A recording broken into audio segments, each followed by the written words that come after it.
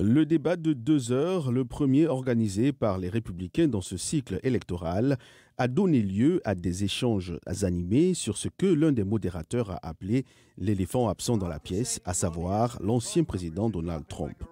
Certains des candidats, comme l'ancien vice-président de M. Trump, Mike Pence, et l'ancien gouverneur du New Jersey, Chris Christie, ont estimé que M. Trump n'avait pas le droit d'occuper à nouveau le fauteuil présidentiel en raison de ce qu'ils considèrent comme un manque de respect pour la Constitution, ainsi que les plus de 90 chefs d'accusation dont il fait l'objet.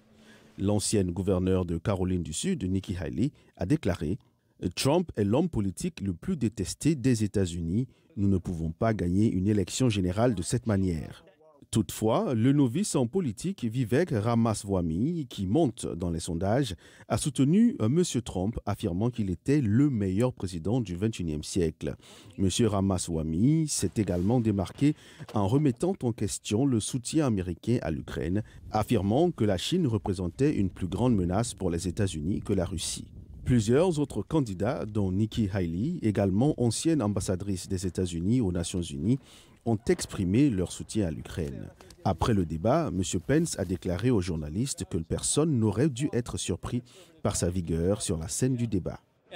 J'ai été le principal défenseur des valeurs conservatrices dans l'administration Trump-Pence. Je sais comment me battre et j'étais heureux d'apporter ce combat ce soir. Le principal adversaire de M. Pence dans le débat, M. Ramaswamy, a déclaré qu'il appréciait les attaques verbales de l'ancien vice-président à son encontre.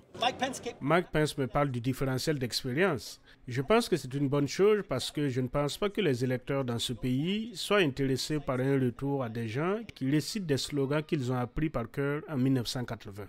Les Républicains organisent leur deuxième débat le mois prochain en Californie. Mais l'un des candidats reviendra ici, sur la même scène, dans le Wisconsin, en juillet prochain, pour accepter l'investiture du parti.